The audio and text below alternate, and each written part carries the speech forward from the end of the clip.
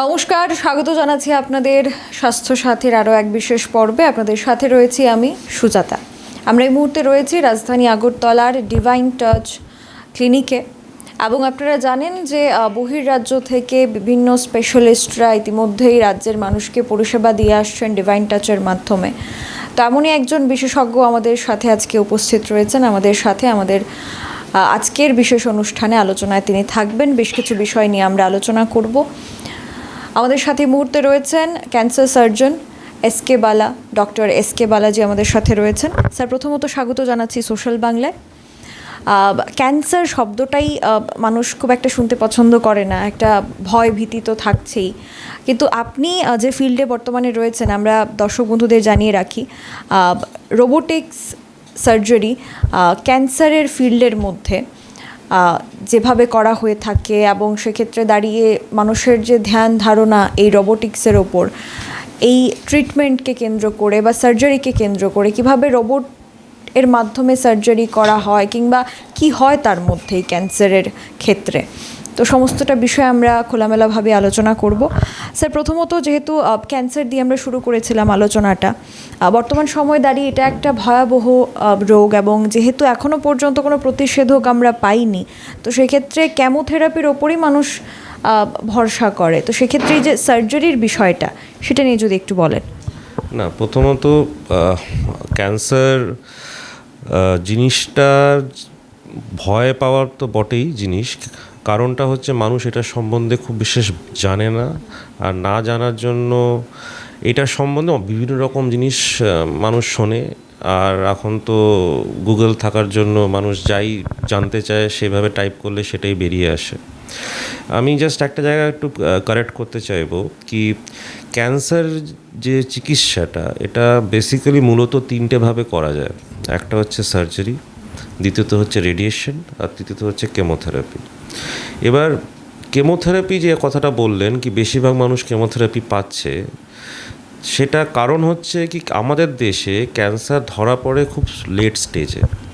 এবার এই লেট স্টেজে ধরা পড়া মানে হচ্ছে ক্যান্সারটা যখন শরীরে বিভিন্ন জায়গায় ছড়িয়ে গেছে তখন খুব বিশেষ কিছু করার থাকে না। এরকম ক্ষেত্রেই মানুষকে আমরা কেমোথেরাপি দিই। এবারে কেমোথেরাপিটা হচ্ছে একদম লাস্ট স্টেজে যখন কিছু করার থাকে না, তো সেই ক্ষেত্রে মানুষ যখন আসছে তখন কেমোথেরাপি দিচ্ছি। কিন্তু ক্যান্সারে যে কোনো সঠিক চিকিৎসা যদি করতে হয় তাহলে আমরা সবসময় বলি ক্যান্সারকে আর্লি স্টেজে ধরতে হবে। আমরা সাধারণত ক্যান্সারে 4টে স্টেজ বলি। তো লাস্ট স্টেজ যেটা ফোর্থ স্টেজ সেটাকে বলা হয় যখন ক্যান্সার ছড়িয়ে গেছে। কিন্তু first stage, second stage, third stage এখানে দেখা যায় কি ক্যান্সার ছড়ায়নি, সেই ক্ষেত্রে তার সঠিক আর প্রথম যেটা আমরা বলি ফার্স্ট ট্রিটমেন্ট হচ্ছে সার্জারি। কারণ সার্জারি একমাত্র মডালিটি, একমাত্র ট্রিটমেন্টের পদ্ধতি যেটার মাধ্যমে ক্যান্সারকে সম্পূর্ণভাবে ঠিক করার সম্ভাবনা থাকে। পুরো শরীর থেকে জিনিসটা যদি আমরা পুরোটা বের করে দিতে পারি তাহলেই একমাত্র ক্যান্সারকে ঠিক করা যায়। আমি উদাহরণ হিসেবে যদি বলি কি, ধরুন ব্রেস্ট ক্যান্সার, যদি একটা খুব ছোট্ট ব্রেস্ট ক্যান্সার আজকে আমাদের কাছে আছে, ধরুন একটা 1 সেন্টিমিটার ব্রেস্ট ক্যান্সার ধরা পড়ে খুব আর্লি স্টেজে, সেই ক্ষেত্রে আমরা বলি পেশেন্টরা কিন্তু অলমোস্ট 5 ইয়ার সার্ভাইভাল, মানে 100 জনের মধ্যে ধরুন 95টা মানুষ বেঁচে থাকবে। 10 বছরে এটাই ধরুন 90টা মানুষ বেঁচে থাকবে না, তার মানে কিন্তু অলমোস্ট কিওরের দিকে চলে যাচ্ছে। কিন্তু শুধু ধরুন এই ক্ষেত্রেই ধরুন একটা পেশেন্ট আসলো আমাদের কাছে একটা বড় টিউমার নিয়ে, অনেকটা ডিলেড অবস্থায়, নেগলেক্ট করেছে। সেই ক্ষেত্রে দেখা গেল হয়তো পেশেন্ট যখন আমার কাছে এসে তখনই দেখা গেলো কি জিনিসটা ছড়িয়ে গেছে শরীরের মধ্যে, লাংস লিভারে ছড়িয়ে গেছে, তখন কিছু করার থাকে না। এবার এই ধারণাটা এখান থেকে জন্মায় কি আমি ক্যান্সার সারে না, কারণ ম্যাক্সিমাম পেশেন্ট আমাদের কাছে আসছেই কিন্তু অনেক লেট স্টেজে। যদি মানুষ একটু সতর্ক হয় কি, মানুষ যদি মনে করেন কি যদি আমার শরীরে অসুস্থতা বোধ করছি, ওই দোকানে গিয়ে কোনো একটা ওষুধের ডাইরেক্টলি ওভার দি কাউন্টার ওষুধ না কিনে যদি ডাক্তারকে দেখে যদি সঠিক চিকিৎসা যদি প্রথম থেকে যদি স্টার্ট করা যায়, যে আর্লি ডায়াগনোসিসটা যদি করা যায়, তাহলে ক্যান্সার কিন্তু সম্পূর্ণভাবে মানে নির্মূল করা যাওয়া যায় আর ঠিক করা যেতে পারে আর কি। আর এইটাই আমরা বারে বারে বলি, আর্লি স্টেজ ক্যান্সার ডায়াগনোসিসটাই হচ্ছে আমাদের মেন গোল। নেগলেক্ট করা উচিত না কোনো সিমটমসকে। এটাই আমার মোটামুটি আজকের আলোচনার মধ্যে থেকে আমার এটাই মানুষের কাছে আমাদের পৌঁছে দেওয়া উচিত কি ক্যান্সার ঠিক করা যায়, cancer is curable, only thing is that cancer has to be diagnosed at early stage and don't neglect your symptoms. এই যে আপনি সার্জারির কথা বললেন, এই ক্যান্সার সার্জারির সাথে রোবোটিক্সটা কিভাবে জড়িয়ে আছে? এখন তো কম্পিউটারের যুগে আমরা বাস করছি, তো সেক্ষেত্রে দাঁড়িয়ে অ্যাডভান্স টেকনোলজি আমরা ব্যবহার করি বিভিন্ন ক্ষেত্রে। তো এর মধ্যে এই রোবোটিক্সের ব্যাপারটা নিয়ে মানুষের খুব একটা ক্লিয়ার ইমেজ নেই, তো সে বিষয়ে কি বলবেন?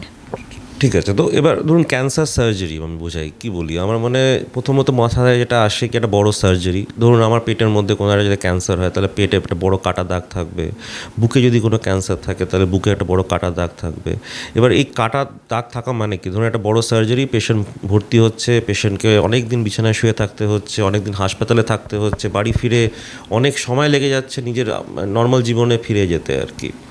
এই যে সমস্যাগুলো হচ্ছে এই কারণে, কারণ সার্জারিটা একটা বড় পেটের মধ্যে একটা বড় একটা কাটা কেটে আমাদের অপারেশনটা করতে হচ্ছে।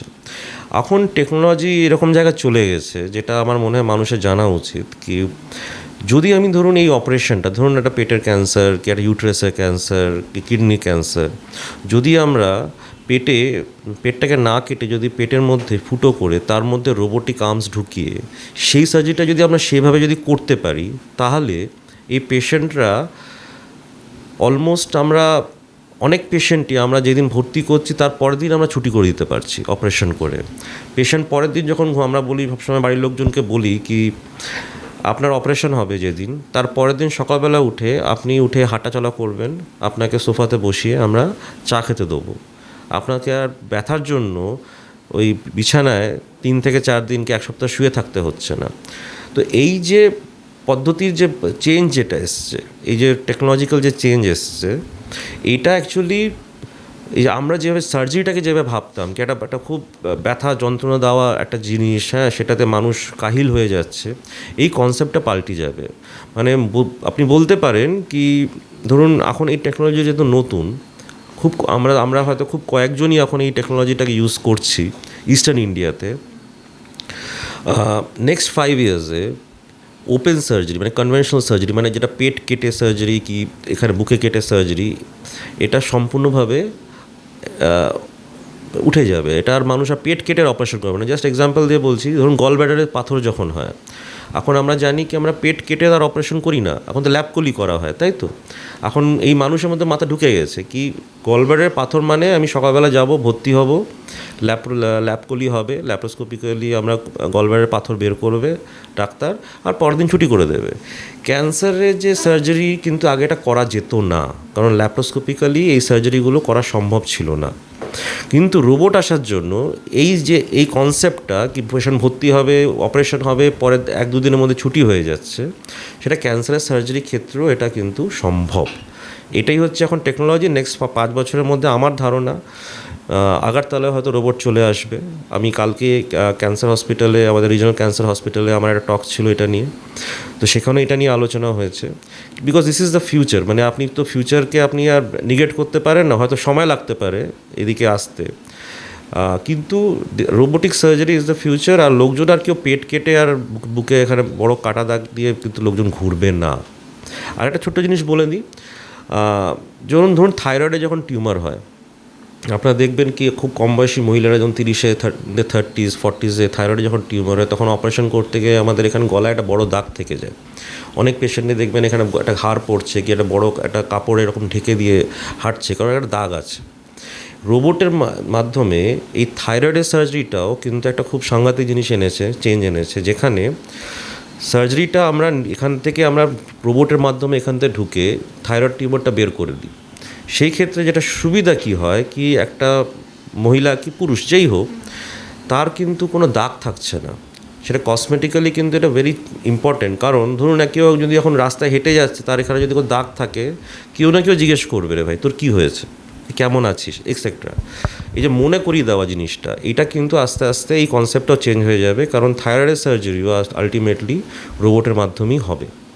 তো robot is the future. Robot আস্তে আস্তে পুরো জিনিসটাকে আমরা যেভাবে ভাবতে অভ্যস্ত, সেটা কিন্তু চেঞ্জ হয়ে যাবে। এই যে পুরো সার্জারিটা হবে, সেটা কতটা সেফ এবং কতটা এক্সপেন্সিভ বা কস্টলি কতটা? 2-3টে জিনিস আপনি বললেন। প্রথমে সেফ, তো আমরা বলি হচ্ছে প্রিসাইজ অ্যান্ড সেফ। তার মানে কি, ধরুন একটা সার্জারি আমি যখন আমরা অপারেট করছি তখন আমরা যতটা বড়োভাবে যতটা পরিষ্কার দেখি, রোবটের মাধ্যমে যখন আমরা সার্জারি করি তখন ওটা 10 গুণ বেশি বড় দেখি আর 3 ডাইমেনশন ভিউতে দেখি। তো টেকনোলজি যেটা বলে, আমি যদি পুরো সার্জারিটা মাইক্রোস্কোপের তলায় আন্ডারে রেখে যদি অপারেট করি তাহলে অবভিয়াসলি এটা অনেক বেশি সেফ। এবার সেফ মানে ধরুন একটা পেশেন্টকে, এই যে আপনি বললেন এক্সপেন্সিভ, ধরুন একটা পেশেন্টকে রোবোটিক সার্জারি করাতে গেলে অ্যাটলিস্ট ধরুন 1 থেকে 1.5 লাখ টাকা এক্সট্রা খরচ করতে হয় ওপেন সার্জারি তুলনায়। এবার সে কেন খরচাটা করছে? দুটো থেকে 3টে জিনিসের জন্য। এক, যেটা আমি এতক্ষণ ধরে বলার চেষ্টা করলাম, কি পেশেন্টের ব্যথা যন্ত্রণা থাকছে না।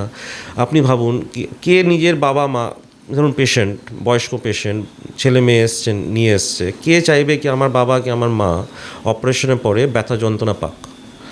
তো বিষয়টা কি, এক হচ্ছে কষ্ট পাওয়াটা অনেক কমে যাচ্ছে, সেকেন্ড হচ্ছে অনেক বেশি safe than open surgery. So কমপ্লিকেশনের চান্সেস অনেক কম। তার মানে আমরা যেটা বলি কি, ধরুন একটা বড়ো সার্জারি কমপ্লিকেশন তো হতেই পারে, আমরা হাই রিস্ক কনসেন্টে সই নিই আমরা, কিন্তু রোবটের মাধ্যমে এই সার্জারি করার পরে এই কমপ্লিকেশনের হার অনেক অনেক কমে গেছে। আর এই রোবট সার্জারি কিন্তু শুধু এই পার্সপেক্টিভ, ইন্ডিয়াতে বসে আমি এখানে আগারতলায় বসে আলোচনাটা করছি ঠিকই বটে, কিন্তু এই রোবোটিক সার্জারি লাস্ট 10 বছর ধরে আমেরিকার ওয়েস্টার্ন ইউরোপে, ওদের ওখানে আগে এসছে, কারণ মেশিনটা ওখানে আগে বসেছে, ওখানে কিন্তু স্ট্যান্ডার্ডাইজড হয়ে গেছে। আমাদের দেশে যেহেতু মেশিনটার দাম বেশি, ওইটা অনেক পরে এসছে। ইনফ্যাক্ট কলকাতায় ধরুন লাস্ট 5-6 বছর ধরে আছে। এবার ক্যান্সারের ক্ষেত্রে এই রোবটের অ্যাপ্লিকেশনটা এখন যতটা পপুলার হচ্ছে সেটা হয়তো আজ থেকে 2-3 বছর আগে ছিল না, কিন্তু নেক্সট 5 to 10 ইয়ার্স এটা উড বি স্ট্যান্ডার্ড আর কি। তো সেফটি, প্রিসাইসনেস অফ দ্য সার্জারি, মানে সঠিকভাবে সার্জারি করা, আর পেশেন্টের কষ্টটা অনেক কম ইন টার্মস অফ ব্যথা যন্ত্রণা, বাড়ি তাড়াতাড়ি ফিরে যাওয়া, হসপিটালে অনেক কম স্টে।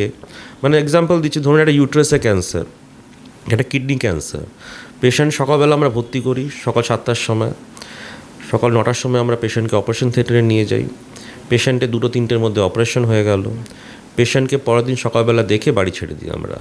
তো এইটা আপনি ইম্যাজিনই করতে পারতাম না আমরা আগে কি এটা করা সম্ভব ছিল। পেশেন্ট পরের দিন উঠে বসে হাসছে, আমার কোনো ব্যথা নেই ডাক্তারবাবু। এইটা একদম মানে চিন্তাভাবনার বাইরের জায়গায় চলে গেছে। আমরা নিজের ডাক্তার হিসাবেও আমরা খুব অবাক কি কীভাবে একটা রোবটের মাধ্যমে সার্জারি করলে পেশেন্ট এত তাড়াতাড়ি ইমপ্রুভ করছে, রিকভার করছে। স্যার, একটা বিষয় যেটা জানার, যে সার্জারিটা first stage, second stage, third stage, কোন স্টেজ পর্যন্ত করা পসিবল? দেখুন, সার্জারি সাধারণত আমরা যেটা বলি, যদি ক্যান্সার যদি না ছড়িয়ে থাকে শরীরে, তার মানে হচ্ছে স্টেজ 1, স্টেজ 2, স্টেজ 3। স্টেজ 1 মানে একদমই ছড়ায়নি, স্টেজ 2 মানে আশেপাশে অল্প ছড়িয়েছে, স্টেজ 3 আরও একটু বেশি ছড়িয়েছে। তো এই 3টে স্টেজে ক্যান্সার অ্যাপ্লিকেবল। আর ফোর্থ স্টেজ, যেটা লাস্ট স্টেজ, যেটাকে বলা হয় ক্যান্সার অনেক দূরে ছড়িয়ে গেছে, মানে ধরুন একটা পেটের ক্যান্সার লাংসে ছড়িয়ে গেছে, লিভারে ছড়িয়ে গেছে, মানে অনেক দূরে ছড়িয়ে গেছে, সেখানে সার্জারির রোল কিছু নেই। আর আনফর্চুনেটলি আমাদের দেশে বেশিরভাগ মানুষ যেহেতু নেগলেক্ট করে, বেশিরভাগ মানুষ এখনও স্টেজ 4-এ ধরা পড়ছে। আর সারা পৃথিবীতে ঠিক উল্টো সতর্কতা এসছে। আপনাকে বুঝতে হবে আজকের দিনে আমরা মানে বলি হচ্ছে এভরি 5th ইন্ডিভিজুয়াল, মানে 5 জনের মধ্যে 1 জন ইন্ডিভিজুয়াল ক্যান্সারে মারা যাবে। এটা ভাবার কোনো কারণ নেই কি আমার ক্যান্সার হতে পারে না কি হবে না, আমি একটা জড়িবুটি খাচ্ছি কি আমি কিছু একটা করছি বলে আমার ক্যান্সার হবে না, এটা বোকামি। এটা লাইফস্টাইল ডিজিজ, যেমন ডায়াবেটিস, হাইপারটেনশন, যেগুলো সবই বলি আমরা স্ট্রেস, খাওয়া দাওয়া, মানে lifestyle. Cancer is a lifestyle disease. তো যদি কেউ বলে আমার ডায়াবেটিস হবে না, আমি সারা জীবন মিষ্টি খাইনি, এটা বোকা কথা, তাই না? তো এরকমই ক্যান্সার যে হতে পারে না, আমি ডাক্তারের কাছে যাব না, এটা তো একটা মানে বলে না নিজেকে বেসিক্যালি বোকা বানিয়ে রাখা। ওই জন্য আমরা যেটা বলি কি অ্যাটলিস্ট আপনি যখন 50 বছর পেরোচ্ছেন, রেগুলার চেক আপ, অসুস্থ নয় আপনি একদম পারফেক্টলি ফাইন, আপনি রোজ সকালবেলা উঠছেন, এক্সারসাইজ করছেন, নর্মাল খাওয়া দাওয়া করছেন, কাজকর্মও করছেন, but try to find at least 1 day in 365 days, বছরে একটা দিন, যেখানে আপনি ডাক্তারের কাছে যাবেন, গিয়ে বলবেন স্যার আমার একটা রেগুলার হেলথ চেক আপ করুন, সো দ্যাট আমি জানি কি আমার কোনো ছোটো মতো কিছুটা হয়নি, তো যদি হয় ওই ছোটো অবস্থায় যেন আমি ধরতে পারি।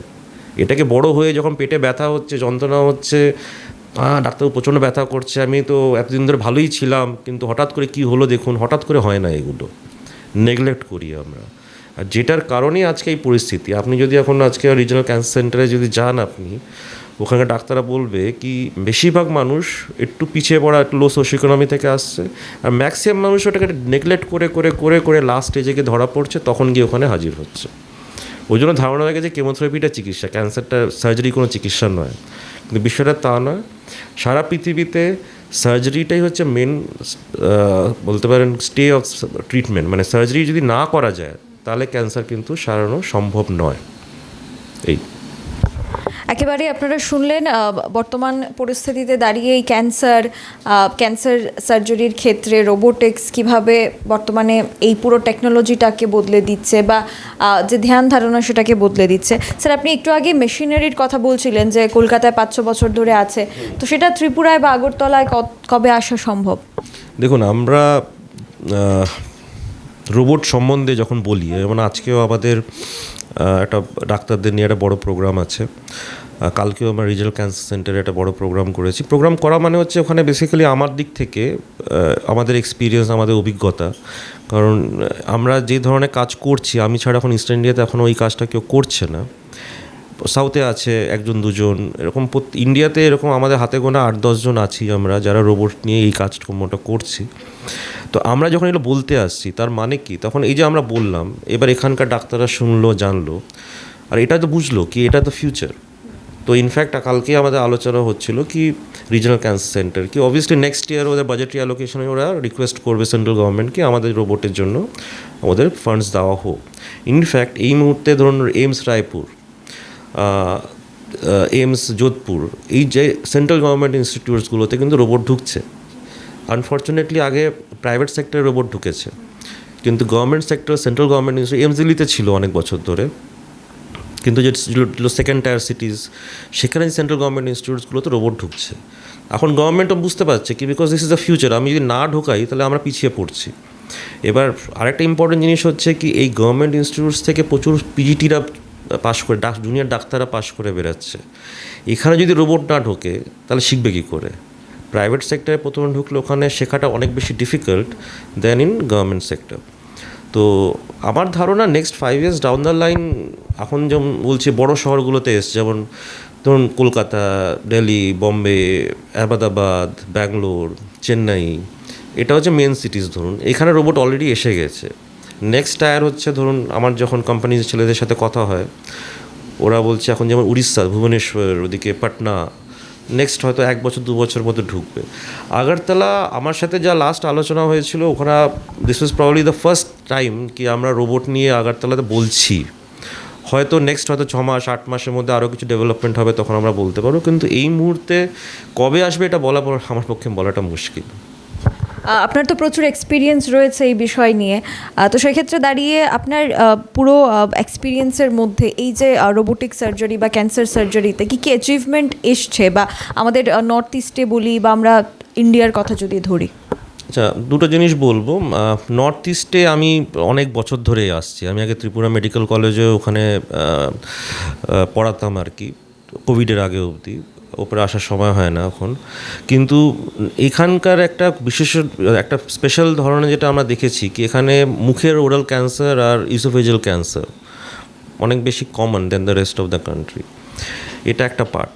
তো আমি বলবো কি রোবটের মাধ্যমে এই সার্জারিগুলো, যদি স্পেশালি ইসোফেজিয়াল ক্যান্সারের কথা বলি, আগে যেরকম থোরাক্স কেটে, পেট কেটে অপারেশন, এটা রোবটের মাধ্যমে করলে, যেটা আমরা বললাম কি পেশেন্ট 3 থেকে 4-5 ম্যাক্সিমাম 5 দিনের মধ্যে বাড়ি চলে যেতে পারে, এটা একটা পার্ট। সেকেন্ড কথা হচ্ছে এটা অভিজ্ঞতা, যেটা আপনি বললেন কি রোবটের মাধ্যমে আমাদের কাছে না খুব মজার অভিজ্ঞতা। মানে যেরকম ধরুন একটা পেশেন্টের পেটের ক্যান্সার হয়েছে, তার প্রথম দিন থেকে পেশেন্ট হাঁটাচলা করছে, ঘুরে বেড়াচ্ছে। পেশেন্ট যখনই আমরা জিজ্ঞেস করি আপনার কোনো অসুবিধা হচ্ছে না, আমি ভালো আছি ডাক্তারবাবু, তো সেটা আমাদের কাছে এটা ঠিক আছে, আমরা জানি এটা হয়, কিন্তু বাড়ির লোক তো বোঝে না। বাড়ির লোক সবসময় এক্সপেক্ট করে কি পেশেন্ট, মানে নিজের বাড়ির লোককে, মানে পেশেন্টকে জিজ্ঞেস করবে বাবা তুমি কেমন আছো, বলবে আমার এখানে ব্যথা করছে, আমার এই কষ্ট হচ্ছে, তাই না, এক্সপেক্টের ব্যাপারটা। এবার এরকম আমার 2 দিন আগে একটা অভিজ্ঞতা হয়েছে কি একজন বয়স্ক ভদ্রমহিলা, তার 70 বছর বয়স, তার ভাই, তার বয়স হচ্ছে 65 বছর, তার অপারেশন হয়েছে, বড় অপারেশন, স্টমাকে ক্যান্সার ছিল। 1 মাস হওয়ার পরে যখন সব ভালো হয়ে গেছে, এখন সব কিছু ঠিক আছে, তখন আমাকে বললো কি ডাক্তারবাবু আপনার সাথে আলাদা করে একবার কথা বলবো। মানে কী বলুন, সরি, তো তখন বলছে কি আমার ভাইকে আমি অপারেশনের পরের দিন থেকে যতবার জিজ্ঞেস করেছি আপনি কেমন আছেন, কেমন আছো তুমি, বলছে ভালো আছি। কখনো আজ অবধি বলেনি আমি খারাপ আছি কি আমার কষ্ট হচ্ছে। এটা কি মাথায় কোনো গণ্ডগোল হচ্ছে? আপনি একটু নিউরোলজিস্টকে রেফার করবেন।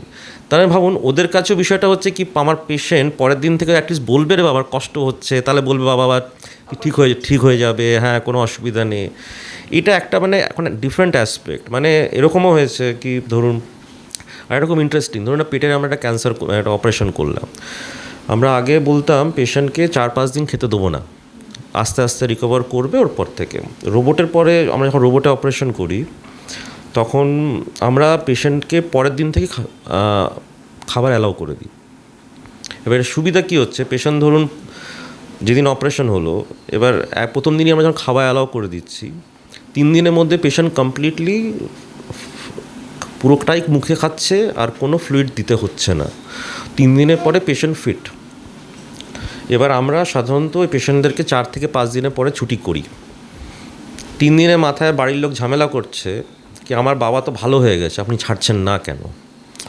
হ্যাঁ, এবার ওদের কাছে ব্যাপারটা আমার বাবা তো খাওয়া দাওয়া করছে, কিন্তু এটা বুঝতে পারছেন কি এত একটা বড় সার্জারি হয়েছে যেখানে আমরা আগে পেশেন্টকে 7-10 দিন আগে ছাড়তে পারতাম না, কিন্তু রিকভারিটা এত তাড়াতাড়ি হচ্ছে। এখন আমরা কি বলবো, পেশেন্টরাই বলছে তাড়াতাড়ি ছেড়ে দিন, তো বাবা তো ভালো হয়ে গেছে, আপনি ছাড়ছেন না কেন? তো এই যে অভিজ্ঞতা আমাদেরকে, এই যে পেশেন্টের পার্সপেক্টিভ থেকে বাড়ির লোক এখন আমাদেরকে যখনই বলে না কি ডাক্তারবাবু, আমরা যখন বাড়ির লোককে বোঝাচ্ছি কি আপনি পেট কেটে অপারেশন করাতে পারেন কি রোবটের মাধ্যমে অপারেশন করাতে পারেন। আজ অবধি আমরা 100-র উপরে আমরা রোবোটিক সার্জারি করেছি, ক্যান্সার সার্জারি করেছি। আজ অবধি সে প্রথম অপারেশন থেকে আজ অবধি যা আমার পেশেন্ট কাউন্সেলিং করেছি, আজ অবধি কোনো পেশেন্টের বাড়ির লোক বলেনি ডাক্তারবাবু আমরা হয়তো টাকা পারবো না, আপনি পেট কেটে অপারেশন করুন। এটা প্রথম আমাদের অভিজ্ঞতা, কারণ সবাই চায় কি তাড়াতাড়ি ফিরে যেতে, বাড়ি নর্মাল লাইফে ফিরে যেতে। 1 লাখ টাকা হয়তো বেশি হতেই পারে, কিন্তু সেটা ওরা জোগাড় করে, কিন্তু কেউ চায় না নিজের ক্লোজ ওয়ান্স, বাবা মা, আত্মীয় স্বজন যে বয়স্ক তাদের কষ্ট হোক। আর এইটা আরেকটা ইন্টারেস্টিং একটা ফ্যাক্টর আছে। ধরুন আমার কাছে একটা পেশেন্ট এসছে, সে ভাতের হোটেল চালায়, খুব মানে গরিবও বলবো না আবার খুব বড় লোকও না। তার অলরেডি মেদিনীপুরে বাড়ি, তার অলরেডি ওখানে একটা অপারেশন হয়েছে, পেট কেটে হিস্টেক্টমি হয়েছে, ইউট্রাস বাদ গেছে, আনফর্চুনেটলি একটা টিউমার বেরিয়েছে। তো ওর আবার অপারেশন লাগবে উইদিন এ স্প্যান অফ ধরুন 3 সপ্তাহ, পেটে অলরেডি কাটা দাগ। সে আমার কাছে এসছে, আমি যখন বলি যে আবার অপারেশন লাগবে, সে বলছে কি ডাক্তারবাবু আবার অপারেশন মানে আবার 10 দিন আমাকে ভর্তি থাকা, আবার বাড়ি থেকে 1 মাস রিকভারি। তা আমি ওকে বললাম ঠিক আছে আপনি রোবটের মধ্যে করাতে পারবেন? বলছে আমাদের টাকা নেই। তখন আমি বললাম ঠিক আছে আমরা ডিসকাউন্টেডভাবে করে দেবো। তো আমি বললাম এটা রোবটে যদি করান তাহলে সুবিধাটা কী, আপনি সকালবেলা ভর্তি হবেন, অপারেশন হবে, আপনি পরের দিন ছুটি হয়ে যাবে, আপনি সপ্তাহখানেকের মধ্যে আপনি নিজের ভাতের হোটেলটা আবার স্টার্ট করতে পারবেন। ওটা তো আয়ের জায়গাও। ও যদি আমি পেট কেটে অপারেশন করবো তো 1 মাস ওকে ভাতের হোটেলটা বন্ধ রাখতে হবে। ও বুঝতে হিসাব করতে ওর ম্যাথস খুব ভালো, সঙ্গে সঙ্গে হিসাব করে নিল কি আমার এই টাকাটা আমার কত টাকা বাঁচছে, কত টাকা আমার দিতে হচ্ছে। ও সঙ্গে সঙ্গে বললো ডাক্তারবাবু আমাকে 1 সপ্তাহ সময় দিন, আমি টাকাটা জোগাড় করে আমি রোবটে অপারেশন করাবো। এটা খুব ইম্পর্টেন্ট জিনিস কি ওই সময় তো টাকাটা বেশি মনে হচ্ছে, কিন্তু ওইটা কিন্তু আলটিমেটলি পেশেন্টের পার্সপেক্টিভে হয়তো তাড়াতাড়ি ফিরে আসছে নর্মাল লাইফে, ওই জন্য কিন্তু এটা ওর কাছে জিনিসটা হচ্ছে কি না আমি টাকাটা দিয়ে আমি অপারেশনটা করাবো। এই একেবারে আমাদের যারা দর্শক বন্ধুরা আমাদের আজকের অনুষ্ঠানে ছিলেন, আমাদের সাথে এতক্ষণ পর্যন্ত ছিলেন এসকে বালা স্যার, এবং ক্যান্সার বিশেষজ্ঞ হওয়া সত্ত্বেও এই রোবোটিক্স কীভাবে ক্যান্সার সার্জারিকে হেল্প করছে সেই সমস্ত বিষয়টা আমরা জানলাম। একেবারে আলোচনার শেষে আমরা রয়েছি। স্যার আমাদের ত্রিপুরার মানুষদেরকে, ত্রিপুরাবাসীদের উদ্দেশ্যে আপনার কি মেসেজ থাকবে এই বিষয় নিয়ে? ত্রিপুরাবাসীদের জন্য আলাদা করে কিছু না বলে যেই কথাটা আমরা এতক্ষণ ধরে বোঝানোর চেষ্টা করছিলাম কি ডাক্তারকে ভয় পাবেন, ডাক্তার থেকে ছুটবেন, পালালে হবে না। আর ক্যান্সার জিনিসটা এরকম কি এখন যেটা আমরা বলি কি সব ঘরে ঘরে এখন, আর ওই জন্য কোনো সিমটমস নেগলেক্ট করবেন না। পেটে হয়তো বদহজম হচ্ছে, গিয়ে এলাম একটা প্যান40 গিয়ে খেয়ে নিলাম ওষুধের দোকান থেকে কিনে, এটা কিন্তু একটা খুব আর্লি স্টেজ গ্যাস্ট্রিক ক্যান্সার হতে পারে। তো যদি যে কোনো সিমটমস, যে কোনো কষ্ট যদি 1 মাসের বেশি যদি পারসিস্ট করে, সেই জিনিসটাকে একদম নেগলেক্ট না করে একদম ইমিডিয়েটলি ডাক্তারের কাছে গিয়ে ওটাকে ইভ্যালুয়েট করানো উচিত। Early stage cancer is curable. আমরা বারে বারে বলি দেখুন diabetes is not curable, hypertension is not curable, এগুলো সারে না, সারা জীবন ওষুধ খেতে হয়। ক্যান্সার এরকম একটা রোগ যদি আর্লি স্টেজে ধরা পড়ে তাহলে কিন্তু ইটস কিউরেবল। ওটার জন্য সারা জীবন ওষুধ খেতে হবে না, সারা জীবন আপনাকে কিন্তু ডাক্তারের কাছেও যেতে হবে না। ওই জন্য নেগলেক্ট করবেন না। যে জিনিসটা হয়তো খুব ফার্স্ট স্টেজে ডিল করলে পুরোপুরি সেরে যেতে পারে, সেটাকে একদম নেগলেক্ট না করে ডাক্তারের কাছে গিয়ে রেগুলার হেলথ চেক আপ করানো উচিত, specially 50 years and above age group. অসংখ্য ধন্যবাদ স্যার আমাদের সাথে সময় দেওয়ার জন্য। আমরা এতক্ষণ পর্যন্ত ছিলাম ডিভাইন টাচ ক্লিনিকে এবং সেখানে আমাদের সাথে উপস্থিত ছিলেন ডক্টর এস.কে. বালা। আমাদের ক্যান্সার সম্পর্কে এবং রোবোটিক্স কীভাবে ক্যান্সার সার্জারিকে হেল্প করছে সেই সম্বন্ধে আমরা বিস্তারিতভাবে তুলে ধরলাম। এখনকার মতো বিদায় নিচ্ছি। ক্যামেরায় অলোকের সাথে